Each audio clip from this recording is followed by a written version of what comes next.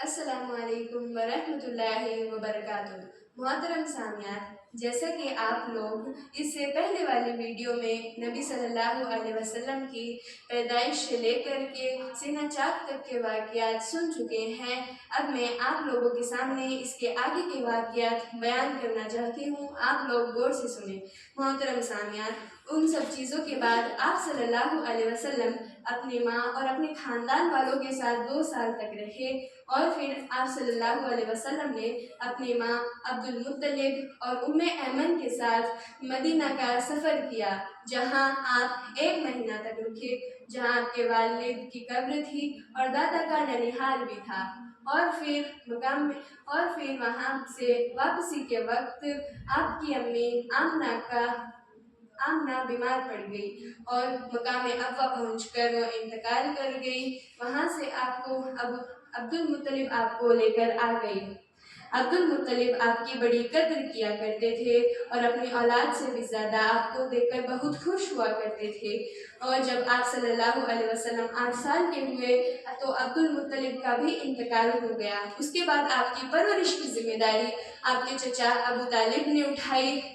जो आपकी ज़िंदगी के हर मामलात में आपका साथ दिया करते थे। जब आप सल्लल्लाहु अलैहि वसल्लम 12 साल के हुए तब अबू तालिब ने मुल्क शाम जाने का इरादा किया तिजारत के लिए, लेकिन ये जुदाई दोनों को बहुत गिरा गुजरी। इसलिए अबू तालिब ने नबी सल्लल्लाहु अलैहि वसल्लम को भी अपने साथ ले जाने का फैसला किया। फिर वहाँ आप लोगों ने एक बसरा नामी शहर में पड़ाव डाला। फिर वहाँ के पास में ही एक गिरजाघर में एक ईसाई पादरी था। वो अपने घर से बाहर निकल कर आया और नबी सल्लल्लाहु अलैहि वसल्लम का हाथ पकड़कर कहने लगा, ये दुनिया के सरदार हैं, अल्लाह के रसूल हैं, अल्लाह इनको पूरी दुनिया के लिए रहमत बनाकर भेजेगा।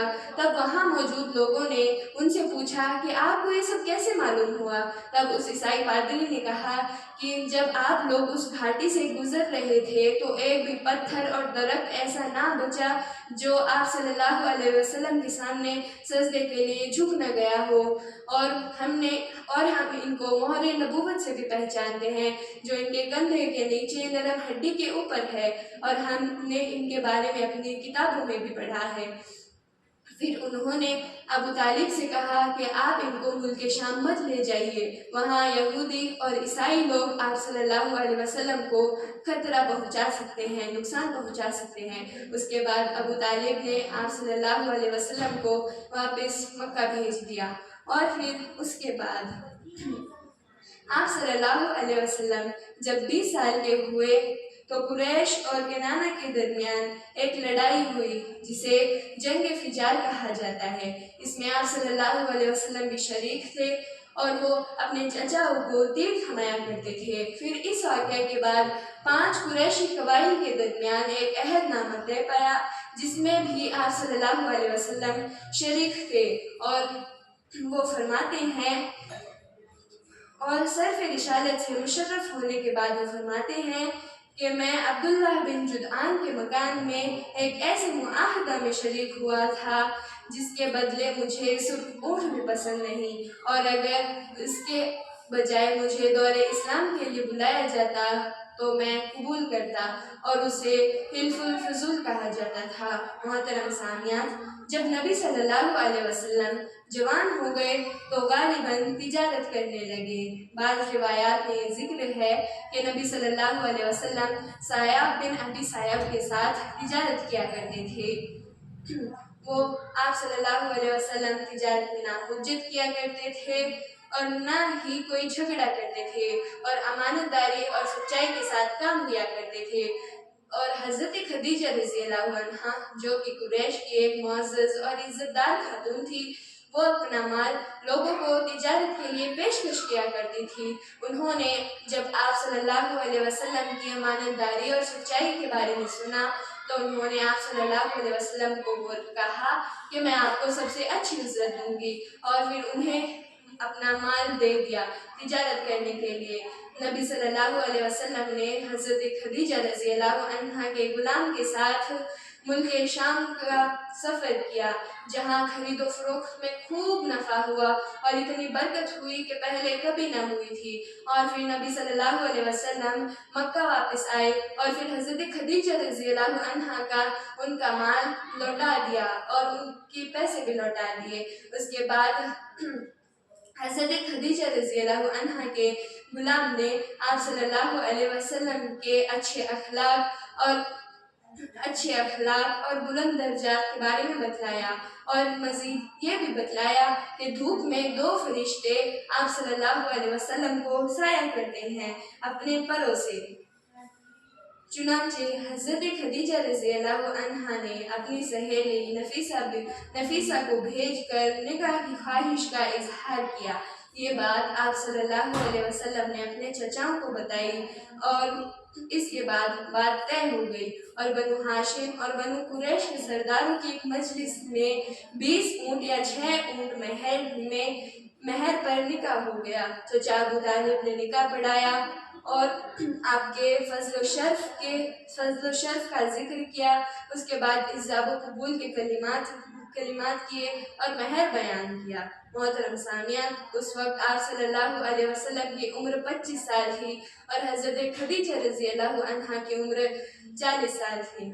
اس کے بعد جب نبی صلی اللہ علیہ وسلم 35 سال کے ہوئے تو قریش کے لوگوں نے کعبہ کی نئی تعمیر کی شروعات کی اور آپس میں مشورہ کیا جس میں ہر قبیلہ کا الگ الگ حصہ مقرر تھا، جس میں آپ صلی اللہ علیہ وسلم بھی اپنے چچا حضرت عباس کے ساتھ پتھر ڈھو رہے تھے۔